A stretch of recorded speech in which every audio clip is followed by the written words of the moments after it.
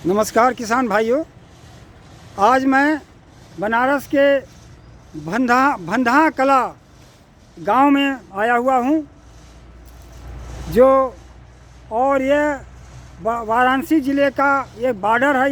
ये गांव, इसके बाद दूसरा ज़िला शुरू हो जाता है। और हम एक प्रगतिशील किसान के पास आए हुए हैं। ये कई तरह की आधुनिक खेती अपना लगाए हुए हैं। ये खीरा है, तरबूज है, बहुत सारी चीज़ लगाए हुए हैं। और अपने घर के पास अपना एक देसी मेथड से इन्होंने केचुआ खाद भी बनाना शुरू किया है।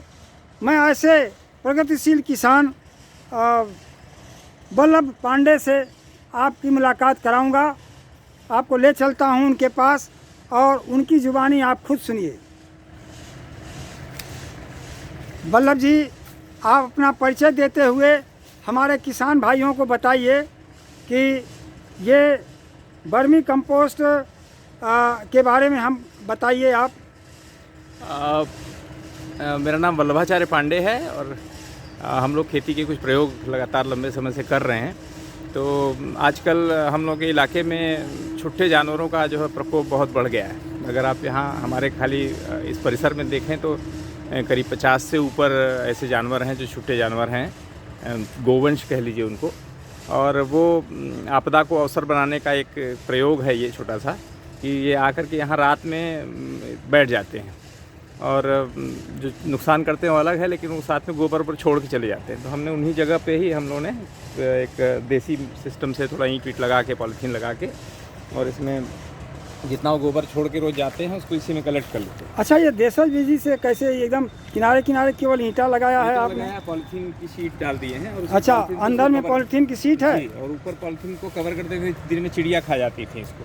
अच्छा, इसलिए आप बाद में इसको पॉलीथीन से ढक देते हैं। इससे दो चीज़ होती है, एक तो नमी मेंटेन। क्या इसके अंदर केचुआ है? खूब केचुआ है। जरा दिखाइए।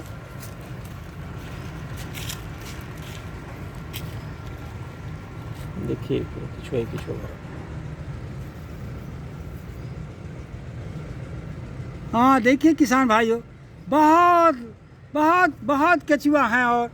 और देखिए ये कैसे यूज करते हैं। जो छुट्टा गायें ये इनके परिसर में आ जाती हैं, फसल को तो नुकसान करती हैं, लेकिन मिट्टी के लिए एक बहुत बड़ी चीज़ गोबर दे करके छोड़ के चली जाती हैं।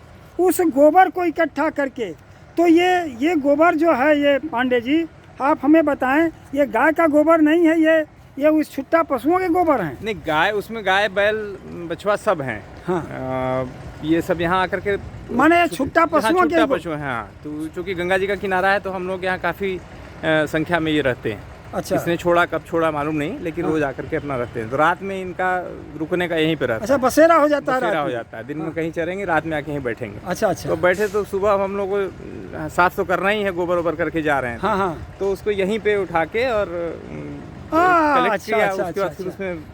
मैंने उन गोबर को उठा करके और आप इसको वर्मी कंपोस्ट में बदल करके उसको पावरफुल खाद बना देते हैं।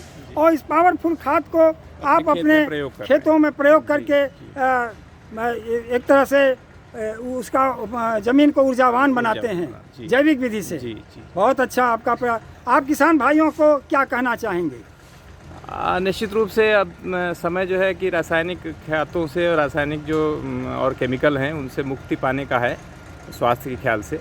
और अगर आप देखें तो अभी जो कोरोना का पीरियड रहा है, काल रहा है, उसमें अगर भारत में सबसे ज़्यादा नुकसान कम हुआ है तो उसका वजह यही था कि यहाँ के लोगों की इम्यूनिटी, अपनी सेल्फ इम्यूनिटी ज़्यादा है। ग्रामीण क्षेत्रों में देखिए तो बहुत कम प्रभाव रहा और देशों की तुलना में। तो उसको और चीज़ बढ़ाना है जिससे कि हर व्यक्ति अपने आप में उसकी इम्यूनिटी सिस्टम ठीक रहे, और वो हम जैविक चीज़ों के प्रयोग से ही कर सकते हैं। तो आप किसान भाइयों से ये आप अपील कर रहे हैं कि वो रसायन छोड़ें जी, और जैविक अपनाएं, विष मुक्त खेती का उत्पादन करें और विष मुक्त अपने भी खाएं, दूसरों को भी खिलाएं। वाह, बहुत अच्छा आपका ख्याल है। अब जिंदा खेती पर आइए किसान भाइयों, ये पांडे जी का कहना है। धन्यवाद, बहुत अच्छा लगा।